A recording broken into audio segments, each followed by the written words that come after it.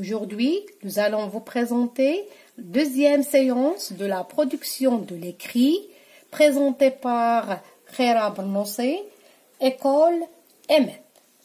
Le titre évidemment de la leçon, c'est écrire des conseils et des recommandations.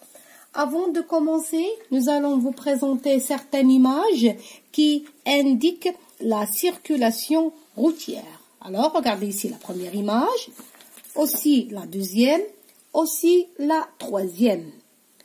C'est bon. Alors, avant de commencer, nous allons faire un tout petit rappel de la séance précédente. Nous avons vu l'autre fois comment produire ou bien comment écrire un texte injonctif. Avant, on doit faire un petit rappel de la définition d'un texte injonctif. Un texte injonctif sert à conseiller, recommander, autoriser ou interdire. On y trouve des expressions comme il est conseillé, recommandé, interdit de, il ne faut pas ou bien il faut, vous devez, interdit, défense de. Il utilise en particulier les verbes conjugués à l'impératif présent. De notre manière que le texte injonctif est un texte qui est plein de verbes utilisés, conjugués à l'impératif présent, aussi avec des phrases impératives.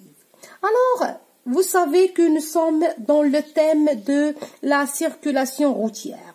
Et lorsque je parle de la circulation routière, on parle des usagers de la route. Pour les usagers de la route, on peut parler des piétons, on peut parler des cyclistes, aussi on peut parler des automobilistes. Maintenant, on peut donner certains conseils ou certaines recommandations aux piétons. Piétons, vous avez des droits et des devoirs. Alors, vous devez circuler sur le trottoir et sur les accotements. Si un passage piéton est situé à moins de 50 mètres, empruntez-le pour traverser. À la descente du bus, regardez bien autour de vous et ainsi de suite. Pour les cyclistes, et si vous vous rappelez bien que nous avons vu alors certains conseils adressés aux cyclistes dans notre texte de lecture.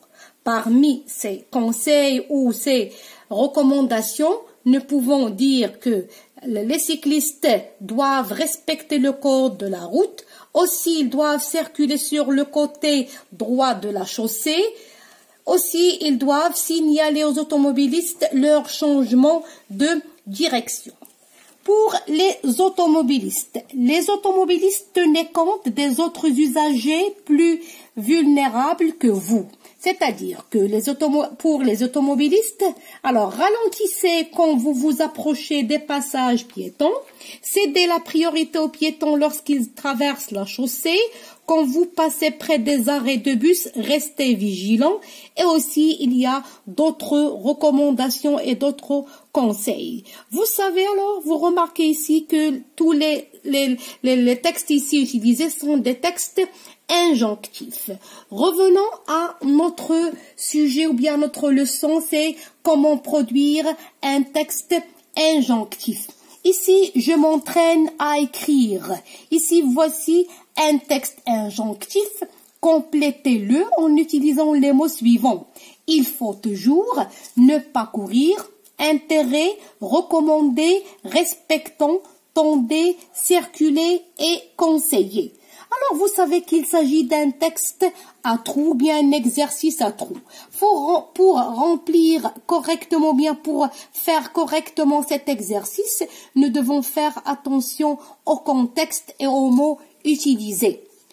Pour la première phrase, nous devons dire, ou bien nous pouvons dire, respectons tous le code de la route. Deuxième phrase, ici on peut dire, il est conseillé, ou bien il est recommandé aux piétons d'être très vigilants. Ils ont intérêt à traverser sur les bandes blanches.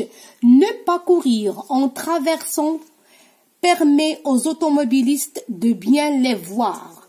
À vélo, il faut toujours porter un casque pour circuler en ville. il est recommandé ou bien il est conseillé de rouler sur une piste cyclable. Si vous voulez changer de direction, tendez le bras pour montrer quel sens vous allez prendre.